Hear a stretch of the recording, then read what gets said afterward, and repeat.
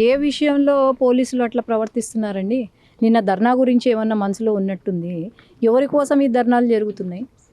ఎవరైతే వాళ్ళు అన్నారో ఇద్దరు వ్యక్తుల పేర్లు బాలునో ఎవరో ఎఫ్ఐఆర్ కాపీలు ఉన్నాయి, మీకు అందజేస్తాను, ఒకసారి చూడండి వాడిపైన ఏం కేసులు ఉన్నాయి.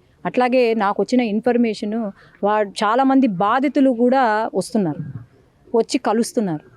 ఈడు బాధితులను బ్లాక్మెయిల్ చేసి వాళ్ళ నుంచి డబ్బులు తీసుకోవడము, లిటిగెంట్ లేదంటే ఆడు ఏదో కట్ చేసుకొని అమ్మాయిలను బెదిరించడము, ఇలాంటివి చేస్తున్నాడు. ఇలాంటి వాళ్ళ కోసము నిన్న ఆడ కలెక్టరేట్ ముందు ధర్నాలు చేస్తుంటే మరి వైసీపీ పార్టీ వాళ్ళని ఏమనాలి? అంటే ఇలాంటి అమ్మాయిలను హరాస్ చేస్తూ అమ్మాయిల వీడియోస్ తీసుకుంటా వాళ్ళను బ్లాక్మెయిల్ చేస్తుంటే పోలీసులు యాక్షన్ తీసుకోకూడదు. ఈరోజు రెండు మతాల మధ్యలో చిచ్చు పెడుతూ ఉంటే పోలీసులు యాక్షన్ తీసుకోకూడదు. మర్డర్లు చేస్తుంటే యాక్షన్ తీసుకోకూడదు.